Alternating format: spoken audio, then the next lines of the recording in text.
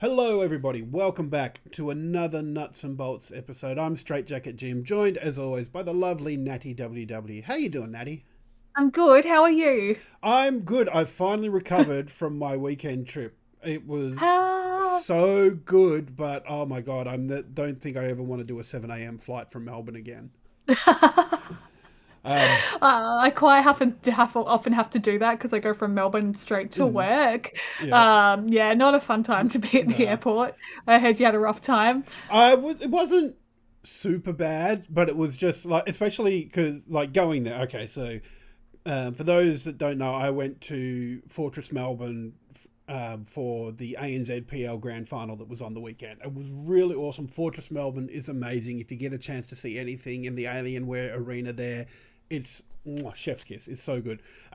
But for me, coming from Perth and not really having any leave, I went straight from work on Friday to the airport and got on a plane, got into Melbourne at about midnight. The lucky thing was I did the smart thing. I booked a hotel room so I could just go straight to the hotel and like slept. So that was good. Um, Got up, caught up with Mikey the Xbox Cowboy and DJ Drifter. Mikey's one of the writers for Goa, and DJ Drifter's one of our community members. At about 3 o'clock Melbourne time, and hung around, watched the ANZPL Grand Final that night. Got to bed at about midnight, half midnight, and got up at 4:30 so that I could get to the Melbourne airport for a 7 a.m. flight, and yeah, that was fun. But Yeah. Did you so get to sleep on the plane or? like little spurts, not a Yeah. huge amount. But and then when I got back home, because like the flight landed about 9 a.m. Perth time, so that's a good time to get home at least. I can had a couple of hours nap, but I didn't want to sleep too long because ruined my sleep schedule for work the next week. Yeah. But that's all about me. Well, I want to talk about the event because it was just such an amazing event. Like Fortress Melbourne itself, if you've never been, go. It is so cool. Like, not they got like a LAN cafe there. They've got like set up in the tavern area, which looks amazing. They've got board games you can go and play. They even have like, because you know how pubs have the cocktail menu when they had the cocktails on it. They had that, but on the other side they had board games with how many people these board games were for and approximately how long it would take to play. So you could go and just pick the board game and have a go.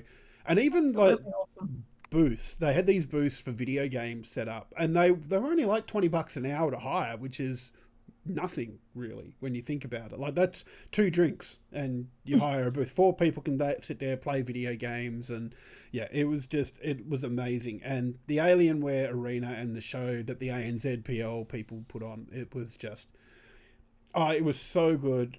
Um, and I just loved catching up with everybody, meeting everybody for the first time. In person, that is. Like we've done the interviews for World of Tanks a lot with the players, but it was just great to sit there and have a chat and be part of the crowd at such an amazing LAN event. I need to hear more about the arena itself. Was like Oh, how much seating and how many screens and what was the look, layout so like? I want to call it cozy. Like there was like I got to think that there was like a couple of hundred seats in there. Yeah. Um, that's what it felt like, and they had the stage, and they had the five players from Sentinels on one side and five players from the Scorpions on the other side. Each computer had a screen in front of it with the webcam on the player, so you could see the players properly on those screens. The casters were off to the side a little bit, but they also had a big screen behind the players as well. So what was being broadcast on Twitch, because Fortress Melbourne are the broadcast partners for ANZPL. So every time you're watching on a Friday night, Fortress Melbourne are doing the production, um, and like so that was being put on the screen as well. It was really cool. It was really cool talking to the Scorps and the Sentinels afterwards because I had no idea they did this, but they actually wore earbuds, which is how they heard each other. But then over the top of that, their headphones were putting out like static and white noise to block out the crowd and everything. Oh, Yeah, so wow. that was pretty bloody cool, I thought. Yeah, that's really cool. Hmm. And so this is why we're not as good at World of Tanks because we don't Yes, have the in-ear head and then that's the right. over-ear Yeah, head. Yeah, that's why. yeah. That's exactly the reason, and not just because I go Leroy Jenkins and get killed. But that's all right. But look, we I do have some footage to show you of the last little bit of the last game. So let's have a look. I did have a little bit of hope here for poor old for the Scorps, because like all the Sentinels were down on one shots, but yeah, just didn't quite make it. Napalm are there on 39 health.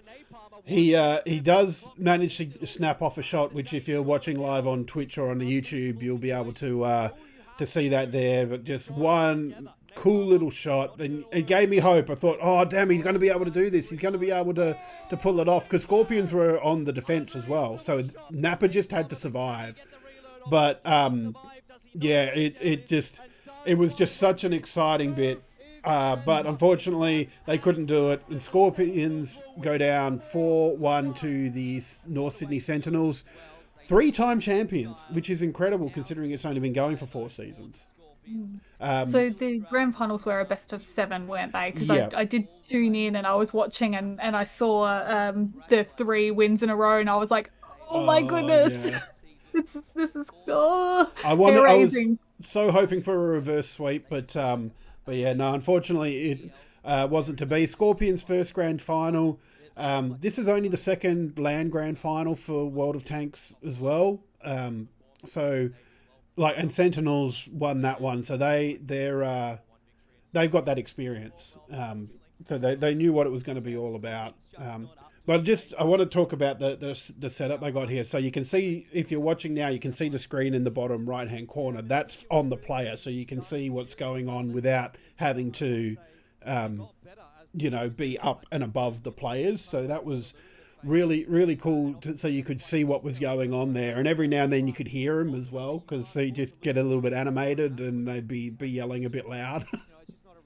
but but yeah, it was such a really cool event, and Jake Truman, who's the associate producer, and Karath, Kevin, I forget his surname, sorry Kev, but they've done such a good job putting all this on. Oh, It yeah. was just amazing to watch. And I think it was fabulous as well. You'd mentioned in the lead up to that they'd partnered with Game on Cancer as well, with Mm. some of the ticket proceeds going to them. So Yep. it sounds like you got your ticket money worth when you I went. I definitely did. So like it was ticketed and you could get in for nothing, which is fine if you just wanted to attend. And I think there was like a $10 or $11 ticket or a $23 ticket, and you got like it ended they advertised it as like a hot dog, which was like a hot doggy type thing. Um, but they said you could have that, or you could have like one of these other snacky things. And then you got access to the bar tab as well. And I thought, oh yeah, cool. It'll be like 1 or 2 drinks and get. I definitely drank more than my $20 worth of alcohol that night. Your fair share. That's right. Well, probably a little bit more than my fair share, if I'm being honest. But as long as the tab was still flowing, I was obliging. But no, it was just really cool. And you mentioned Game on Cancer there as well. And you could see it. Jake Truman and Karath had both had their hair dyed because of it, and I think they ended up raising like over $8,000 in the lead up to the ANZPL, and that's before counting for some of the ticket sales. If you bought a ticket, went towards Game on Cancer as well. So that's a massive effort. And look, congratulations to the North Sydney Sentinels, champions of season 4, now 3-time champions of the ANZPL. I wonder what their secret is. I Yeah, I'm not sure. They're just a really good team, and I think they enjoy playing together, and they know each other really well. And their caller, Rainbow, I think's their caller. He just he sees the game differently, I think, and being able and not just him seeing it and being able to make calls, but other people on the team being able to make their calls at the times that they need as well. I would like to say, because it's just reminded me since the casters have come up in the footage, poor Cthulhu, who has been commentating this season of the ANZPL.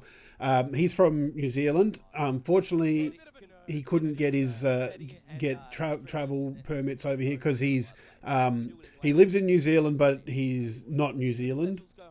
He's not a Kiwi, so he had to get stuff arranged, and unfortunately couldn't get it arranged in time. But they did get him in remotely, so he could have a bit of a chat with everybody beforehand. So that was really cool to see. Oh, that's a shame. Yeah, it is. But yeah, great to see them all there, and like I say, congratulations again to the North Sydney Sentinels. Commiserations to the Scorpions, but look, honestly, these are two of the best teams in the league. They've been so consistent, and I have no doubt the Scorpions will be back again next year or next season. So I got to get used to that. Like I'm used to like sporting and go, oh yeah, we'll come back stronger next year. But usually esports has 2 seasons in a year. Yeah, that's right. That's right. So it's exciting. I think we just get that little mid-season break, and then they'll be back with more action for us. That's exactly right. Yeah, it won't take too long, and we'll get to see the Cairns Comets up in the PL now too. Like I keep on saying they're returning to the P League because the PL, sorry, because they were there in season one. Even though none of these players that are playing for the Comets at the moment played in the PL, but like they're back. The Comets are back in the Premier League, so it'll be exciting to see how they manage and against all the other teams that are there. So it's still going to be a 6-team competition. Yeah, not sure about the B League. That might have some changes to it. Because from what I've been hearing and what people have been saying around what the ANZPL is that the Brisbane team is going to disband. That's why there wasn't a playoff game, and the Comets just went straight in just because, a few of the Brisbane players, this is an issue when it comes to not even like amateur leagues really, and I hate to call it this because the presentation and the skill of the players and the effort that they put in is a professional effort, but it's just the remuneration is where it's not there, and that's not a dig, that's just the reality of where it is. And I'm sure Wargaming would love to pay the players to be able to have them on, but the players have their own day jobs. They have what they need to do as well, and they will drop in and out. It's just what happens, it's a shame, unfortunately. Yeah. We see it in sport as well. It's just the nature of things, unfortunately. Lose out on a lot of good players because they've got to stick with their day job. That's it. Yeah, we know that here at Goa. We would love to be doing this full time, but all of us have our own little day job as well. But yeah, look, it's sad to see the Bulldogs leave, but great to see the Comets come up. So Queensland still has a representative there. It'll be awesome to see them in the PL again. Just before we go, I do have to give a shout out to Goa community member Simi Cat, who when I was going over, I thought, you know what, I want a shirt, and you might have been able to see like the Panther on my shirt at the moment because she did that for me, but also. And I have to stand up again, and you're going to see me in my Chucky Dax. Oh, that's all right. Yeah, but there we go. We got it. There it is. Oh, hang on. We got it. So yeah, put all the teams on the back as well for me. That's amazing. Awesome. Love Cat's amazing. Yeah, amazing. So that was the ANZPL Grand Final. Just so amazing. And look, I almost came straight home and booked my tickets to DreamHack. Like I want more LAN events. I don't care if it's gonna like just make me tired for a week at work. I need to go now. Let's go DreamHack. When is DreamHack? August? September, I think. Which coincidentally is when the split 2 grand final for the LCO is going to happen. And there's been a bit to the 4th of September. Sorry, I had to look it up, so it was sticking in my brain. The long weekend's the end of September, isn't it? Oh, thought maybe I could get away with that. But yeah, definitely, if you're considering it, do it. Like I can highly recommend Fortress Melbourne as a venue. That's the word I was looking for. I think there's just nothing like a LAN event. It's like people listening to a CD versus going to a concert, watching esports at home versus going to a LAN event. Yeah. Huge difference. So good. But yeah, LCO news as well. So the league's getting a little bit interesting at the moment. So this week, Direwolves managed to beat Pentanet fairly convincingly. Because that was one where you're sort of thinking that Pentanet should have the edge over the Direwolves, but no, Direwolves came to play and they didn't let Pentanet play their game. They were targeting Balkan in the jungle. He just couldn't get going. And yeah, they come away with the win.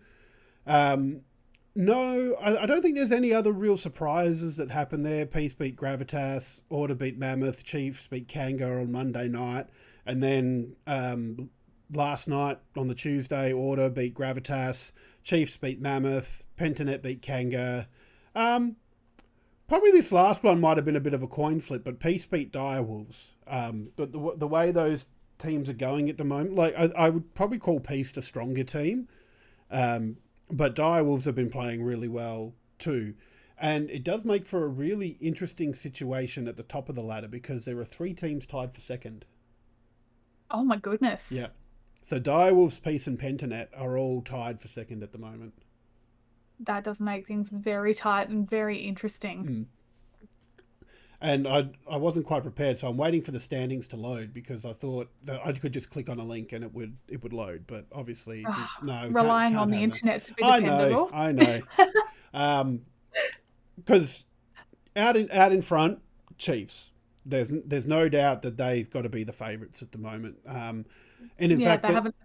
Sorry, I was just going to say we were talking about it before. They've not lost a game this season, so they're definitely out front of the pack. That's right. And there was a Twitter post from Skimmy, one of the LCO casters there, that put this into perspective a little bit. So I think he was mainly tweeting it for the game duration, which looks like, I'm guessing it's an average game duration of about 24 minutes, almost 25 minutes.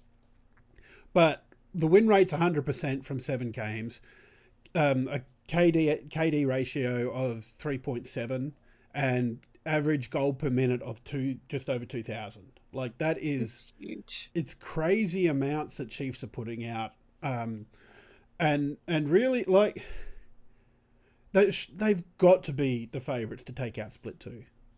Oh, definitely. Being in the position that they're in now. 100% they're the favourites, and the smart money would be on them. Unless Order can pull out another, miraculous run through the lower bracket finals again, like he did for Split 1. It's the LCO. Anything's possible. That's it. And look, I do love an underdog story, but I also want to make sure that we're sending our best representative overseas as well for our international events, because I love seeing us do well at international events, and I think we can only do that by sending our strongest club, and at this moment it's Chiefs, without a doubt. Yeah, 100%. Mm-hmm. So let's see if my standings have loaded now. So yes, Chiefs are first. Oh, they've had 8 wins now. So that graphic that Skimmy put up was before Tuesday's games. But yeah, both Direwolf, Peace and Pentanet are on 5 wins and 3 losses. Oh, sorry, Order as well. So it's a 4-way tie. Oh My wow. God. A 4-way tie for second. That's crazy. I wonder what they use if it is a tie between positions when they look at doing upper and lower brackets. They normally do a head-to-head, but a head-to-head with 2 teams is easy enough. But when you're doing it between 4 teams, Jesus, that's going to get complicated. Makes a big night. I'm glad somebody smarter than me is working that out. Yeah.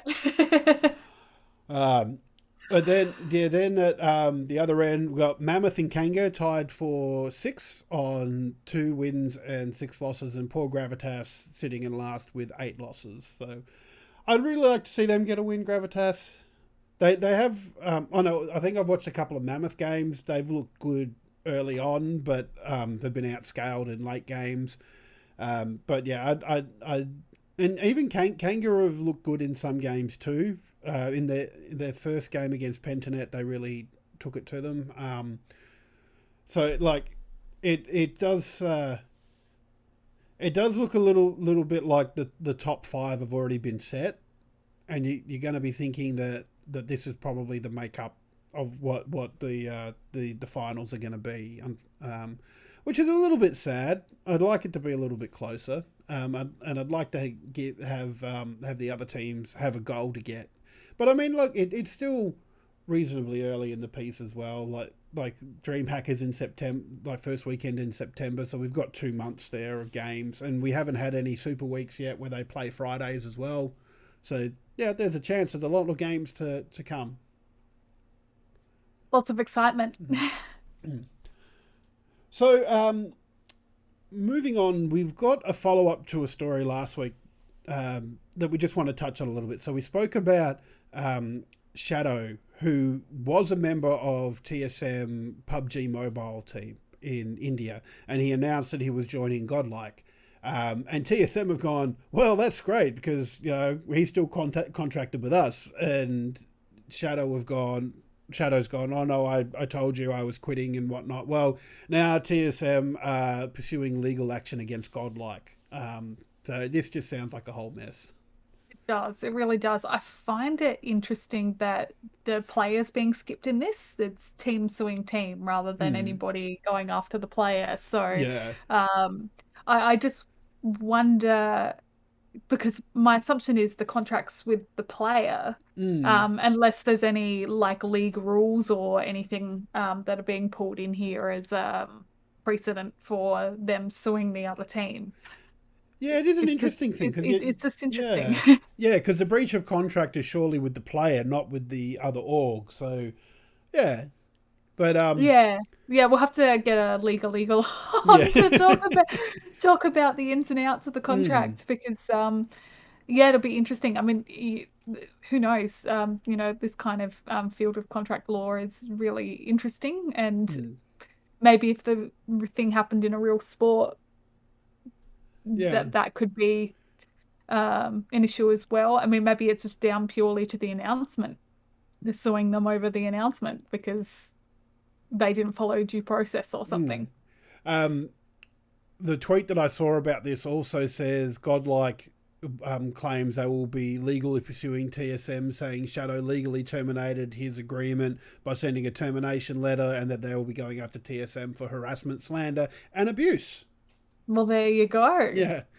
Oh my goodness. It's yeah. Look, some of the and we generally don't like to report on rumors, but it does sound like there's a lot of bad blood there. It definitely does, and there's going to be a lot of rich lawyers afterwards. Oh yeah. Let's move on to some Valorant news. So this one, we're a bit split on this, aren't we, Natty? We were talking about this before the show, and a bit of this comes from there was a Valorant Champions Tour event over the weekend, I think it was, and there's been a person that was tweeted. I'll just read the tweet out verbatim for you here. So I hear they put the Aussies on the cast for the grand finals for APAC. Great job taking more opportunities from people of colour in their own region, lol. OCE doesn't even have a team in playoffs. Now they want to put them in over talent who have covered the region for years. Shame. I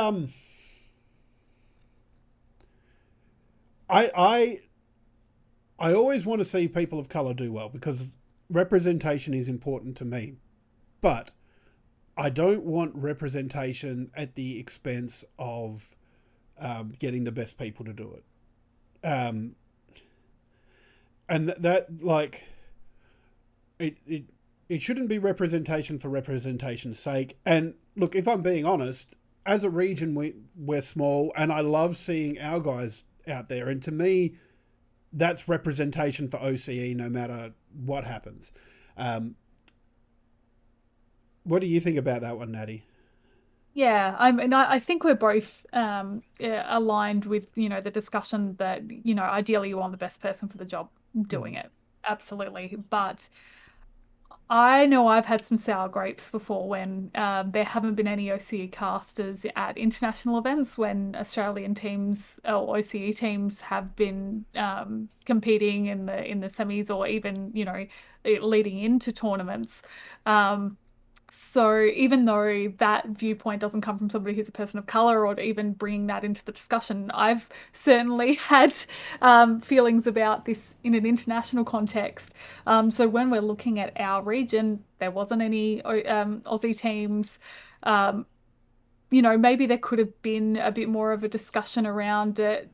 Uh, there's always things going on in the background with this kind of stuff as well, but we just don't have context on. I mean, I think opportunities should be given to people, especially if historically they have been missed out because of discrimination. But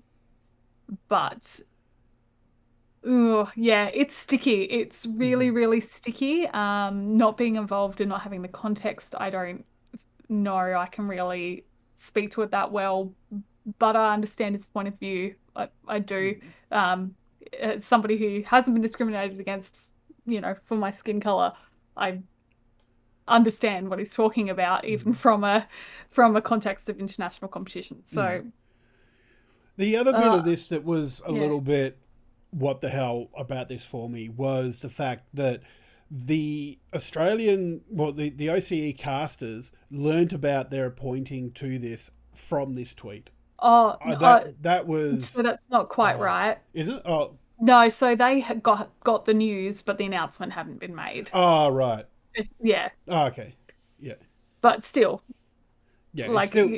it's not the right way to make an announcement about who's going to be casting the finals for an event for just somebody complaining about who's been chosen. Yeah. It doesn't put the sport in a particularly professional or good light. And look, I was really happy to see Conky in particular get this because he's such a great Australian caster, and being able to go over for Valorant and cast this grand final is an amazing opportunity for him. And for anybody else that gets to cast the grand final as well. So congratulations to him for earning that right as well. Yeah, oh, absolutely. Not taking anything away from the guys that did make it and compete and did so well. It's just, yeah, a shame with how these things have worked out in this particular instance. Yeah. Cool. But from that weekend, we got, once again, got a bit of a clip to play for you. So let's go on here. So this is, I'll get you to talk us through this, Natty. Oh my goodness, I am so just absolutely not up with my my Valorant, but this was the Japan team winning the event, and this was I think a first for them at an international Valorant event. So there was lots and lots of excitement, and I saw a lot of people on Twitter as well just saying, surely this event needs to be held in Japan next time, because this is their esport. They're really excelling in it internationally now, and it makes sense for it to be hosted there. But I always love these moments of pure joy when people are celebrating success. It's awesome. Look at it; they are just overjoyed at having this victory here, and like looking at that crowd as well. They are loving it too. But this Japanese team here, they are incredible. They wanted it. Like looking at the score line, 7-13 in that last game there. That was a pretty big win in the last round.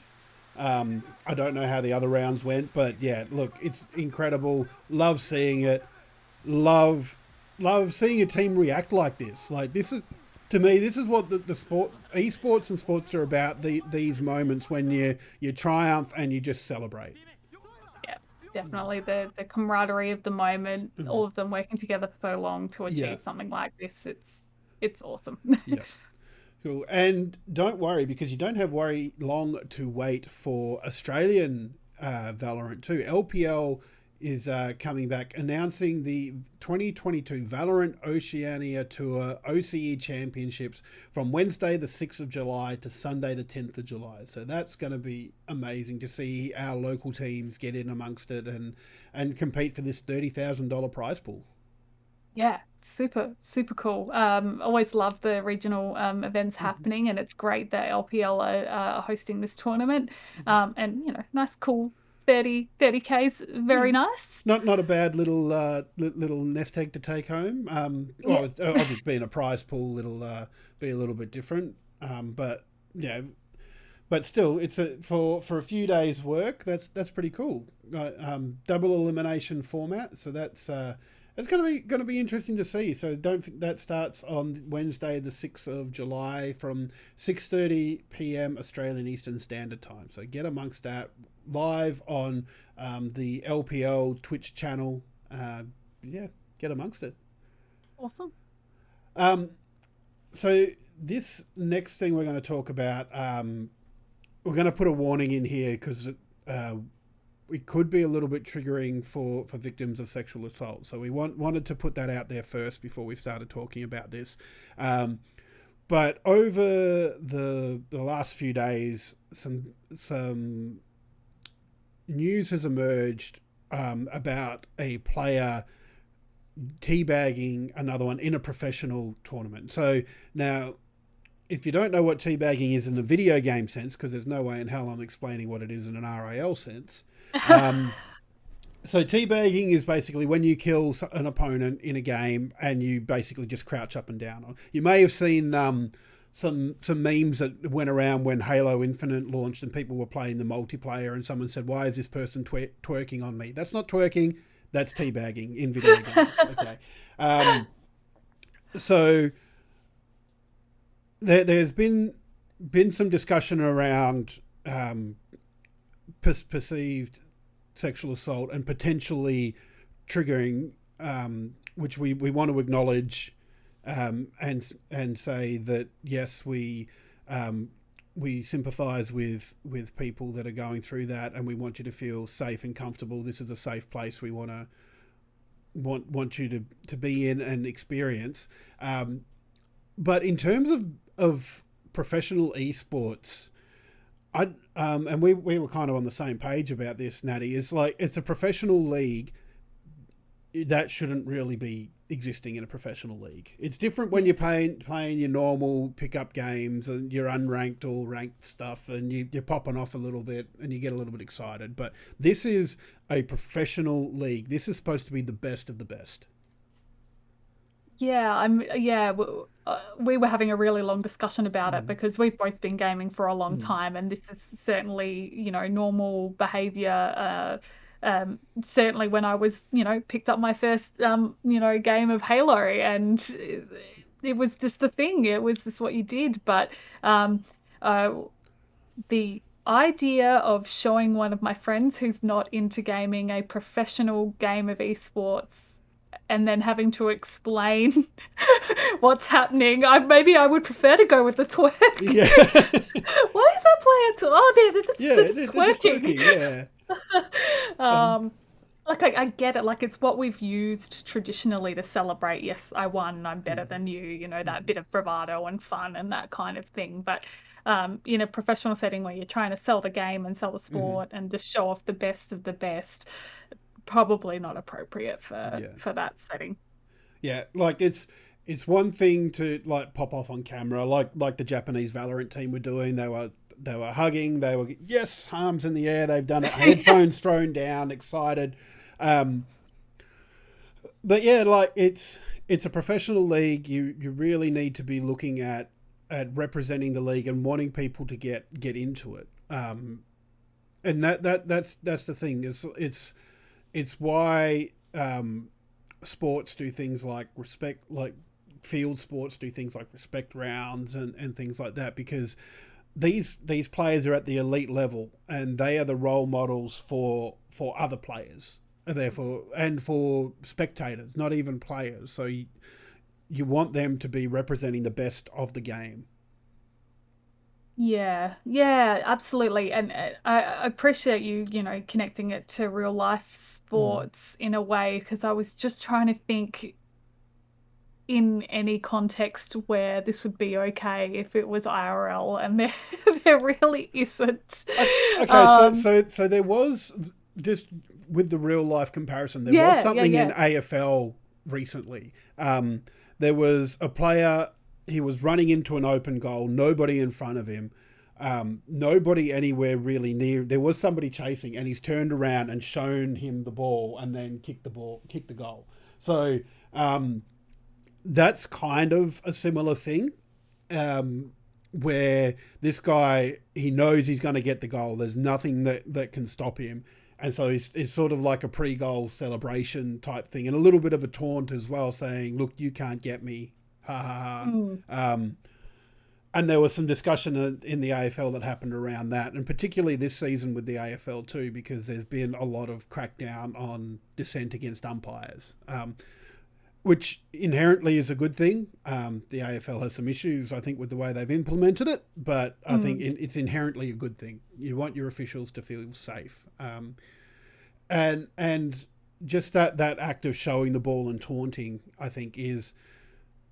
And don't get me wrong, this is one thing that esports has over on-field sports, like the amount of sledging and just bantering that goes on the field. Like I play hockey on the weekends, and like we'll talk to each other, and like if somebody does something wrong or something really stupid, you'll let them know.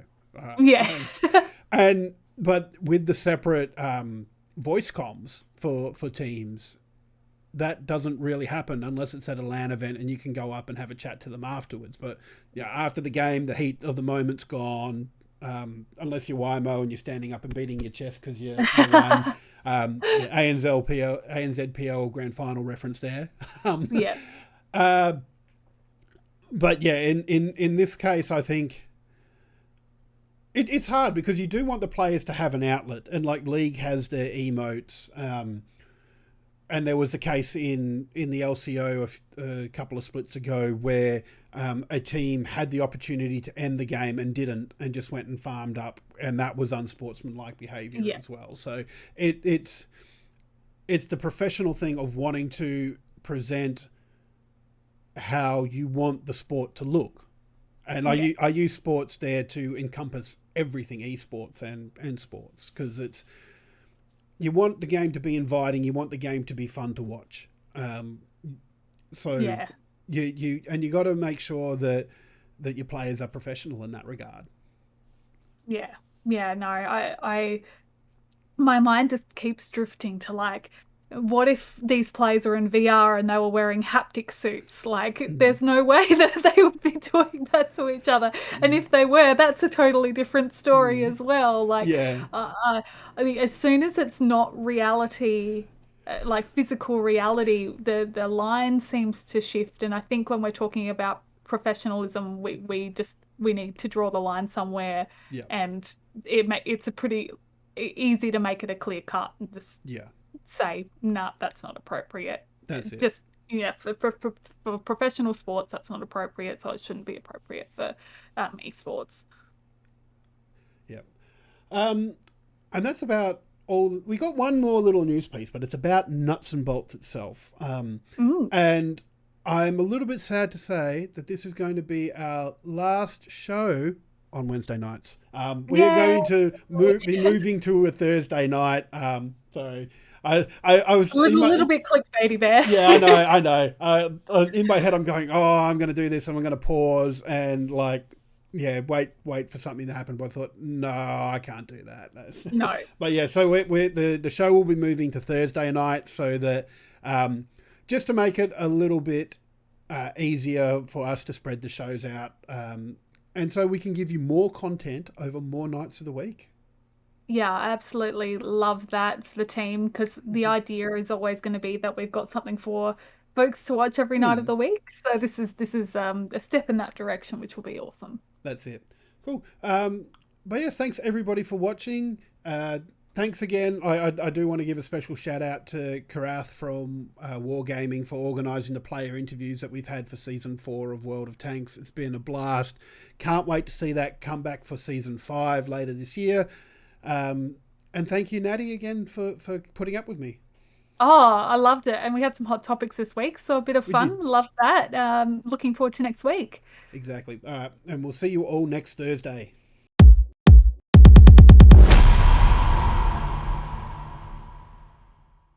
Thank you so much for stopping by to watch this video. If you like what you're seeing, why not check out this video here? Or if you really like us, drop us a subscribe. And don't forget to like and comment as well. Thanks, and we'll see you next time.